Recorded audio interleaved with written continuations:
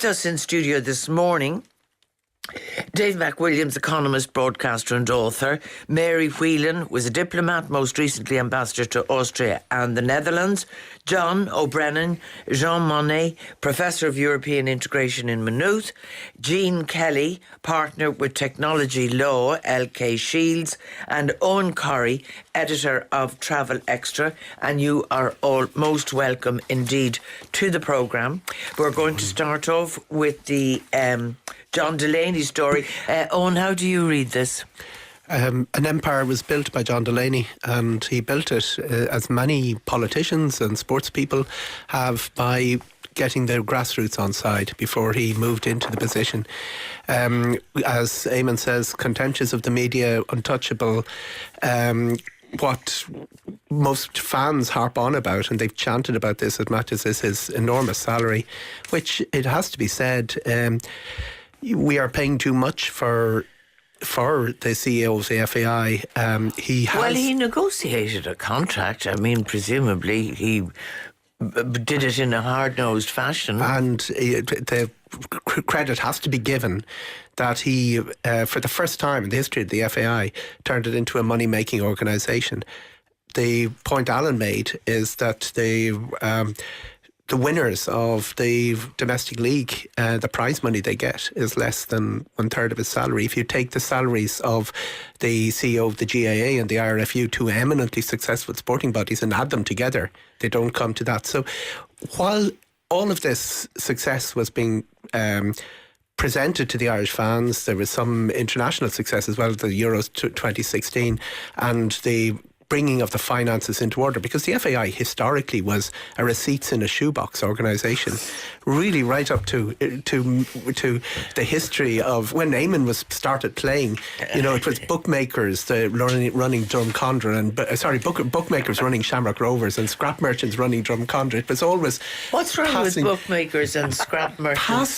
Passing the parcel around in the pub on Friday night to pay wages. That's where Irish soccer was. So this guy came with, as Eamon says, the vision. He brought them, he tapped into the huge money that's flushing through international soccer. That had changed, by the way, and he was in a position to do that, and built this empire. And as it appeared, he was above reproach. He was above the chance of the fans. But by the way, on the salary thing, I don't think the Spanish Soccer Association or the Italian Soccer Association pay the same for their CEO. So he was riding this wave of his own success in tapping into international soccer. He brought the FAI from a situation of penury, shoebox stuff, and at some stage, it was all going to go horribly wrong for him. And when you regard yourself as above the normal laws of corporate governance, which he clearly did, it was going to catch up with him. Sure, after the Genesis report, wasn't that when he brought in a new system and reduced the board and did all those things which they were asked Genesis would make you cry. I mean, a major national soccer organisation, and not only that, but some of Genesis wasn't published for legal reasons. It was so critical of what had gone before. Okay, when John, we've gone from penury to this is, he was the man with the halo, and this is what's largely caused this. I think we got to weigh this up and say there's one country leaving the European Union, wanting to leave. There are a lot of countries still want to join. There are countries where the negotiations have broke down but would love to join. Of course, as we heard, there is this sense of a distance from the elite and the being marginalised and forgotten. It's emerging all over Europe. It was always there. It's hit us with big elections in Philippines and Brazil and America, and with the Brexit vote. And John's right. The elite in Brussels probably haven't identified that and start tackling it. Well, I think they regard them as unruly peasants, as opposed to adult people, arrogance, all of that. Yeah, it's the same. It is all. But is the institution, or is the European Union crumbling? I think we're very, very far away from that. And do you? Because I mean, at the moment, if you look at Italy, if you look at what Greece went through, if you look at Romania, if you look at the rise of the right in Austria and the Netherlands, are you sure? Romania is the president of the European Union. They're really working. Italy has a budgetary conflict. Greece has this sense of grievance. all of these things are normal in a large working body of 27 countries, which the European Union is. I think back to Draghi's comments, two of the points he made are extremely local to us. One of them is the clogging up of the court system. If every borrower's personal circumstances, and there's a lot of people in negative equity, is now central and relevant, as our government would claim, and the court system themselves independently are doing, that will create a backlog. But the other point, which nobody else has mentioned, is the banks are still in control.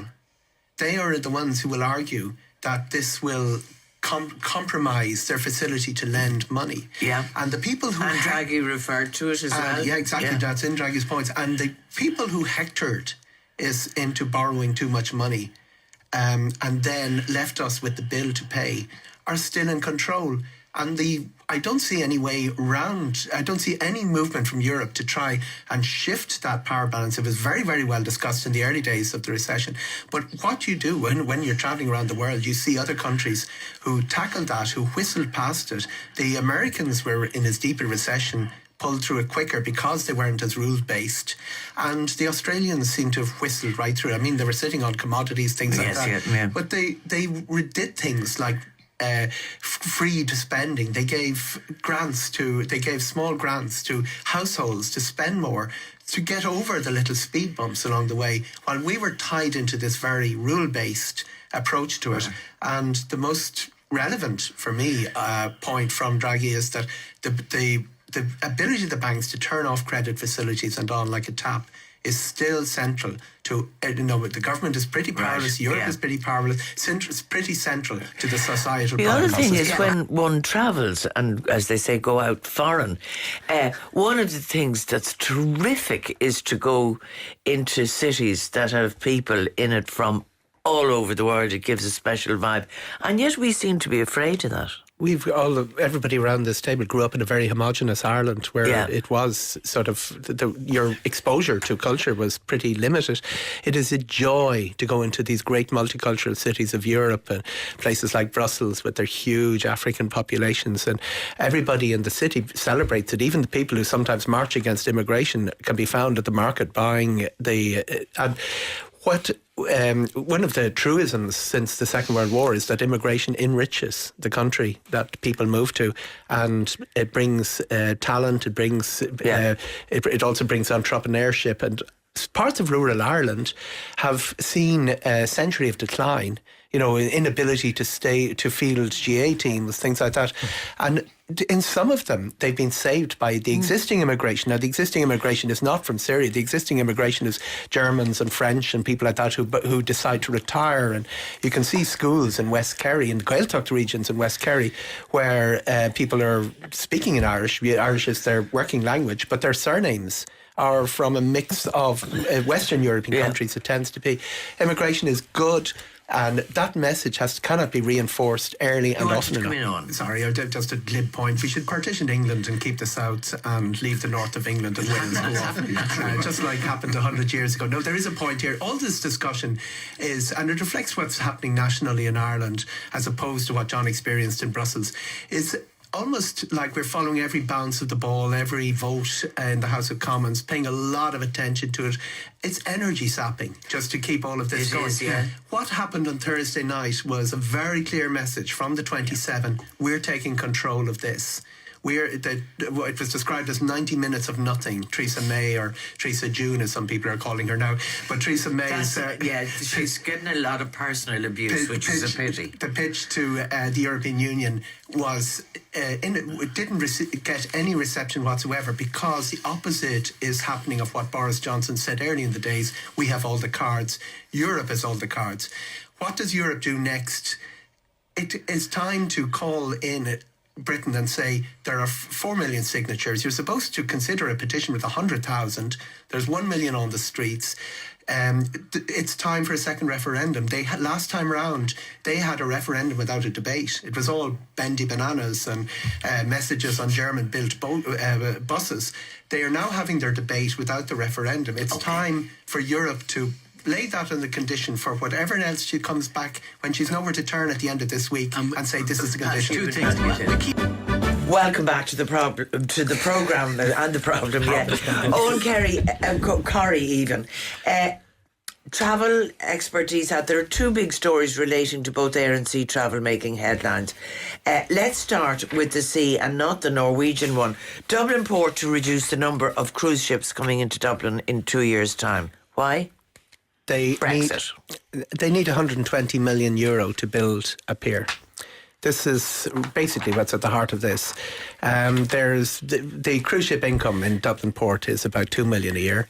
They get about 160 calls. It's growing and growing and growing. It's going to hit 200 if they keep running at this level. And the income from it doesn't justify spending 120 million of their own money on a pier. So they've said we're going to cap it at 80.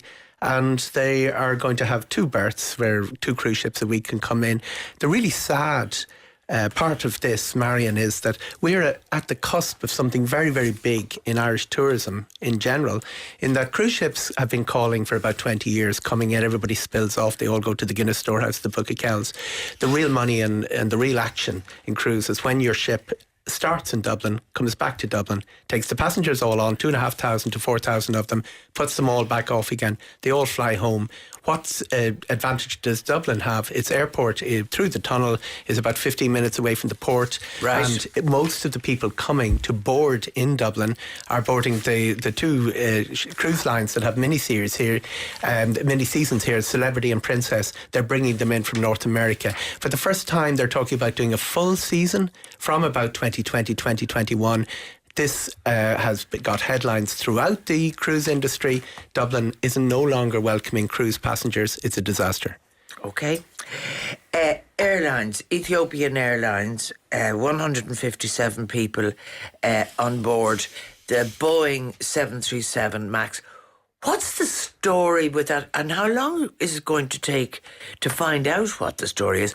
And what are the implications for the airlines? I gather Norwegian will be in awful difficulty. Norwegian will have some of them, they were using them on the Irish routes. For instance, the Cork route to Providence, which was supposed to fly this summer, it's no longer bookable. Now, it's not that it's full, it's just that they are waiting for an alternative aircraft. Their chances of getting it are very limited.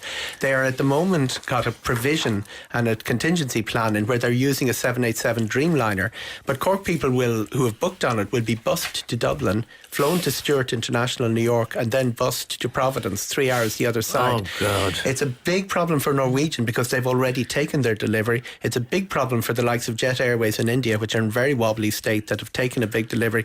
Boeing, it's an existential crisis for them. They've 1,500 of these on order. Unless they get it right, we've had the first cancellation this week. The entire business model is in danger. And where really Ireland is concerned in this, Ryanair have ordered 200 of these. Now, Ryanair is saying Boeing will sort it out. It's not our problem. The problem in one line is that the engines are a little bit heavier, a little bit further forward to the front, and a software system was installed so that pilots that had flown the previous 737s could fly it. And now, I know if I know Ryanair, what will happen is, if the MAX doesn't get certified, they'll say, I'll do you a favour. You're supposed to close down the previous version of this, continue the line on, we'll buy 200 of those and give us a 20% discount. Crossed my mind too, I have to say. Though they do put, and they always stress safety, but presumably there's going to be a resolution. Now, you were at a big French tourism event this week, concerns over Gilets jaunes, and you had experience of it. Yeah, I was in France for a weekend, a couple of days, 48-hour trip in December, and I managed to arrive in the Champs-Élysées and be tear-gassed. So there you go. There's a memorable weekend in France. And your young son Not intentionally. got a standing ovation. Well, yeah, he His was 10-year-old when he told describing him in school the he was following day. describing it in school at assembly the following week. It was certainly a very memorable trip to Paris, but there's nothing a You will always 10-year-old have enjoys a bit of drama. Were you there? I was tear-gassed at the UEFA Cup final in 19 between Arsenal and Real Saragossa, and I was in the Arsenal end, and we were tear-gassed. We've both been We'll tear-gassed have by none French of this Cups. one-up personship. It's called experiential tourism. Yeah, that's right. It's a whole new Okay, thing. listen, we'll leave it at that for the moment, and my thanks to absolutely everybody that contributed to the programme today.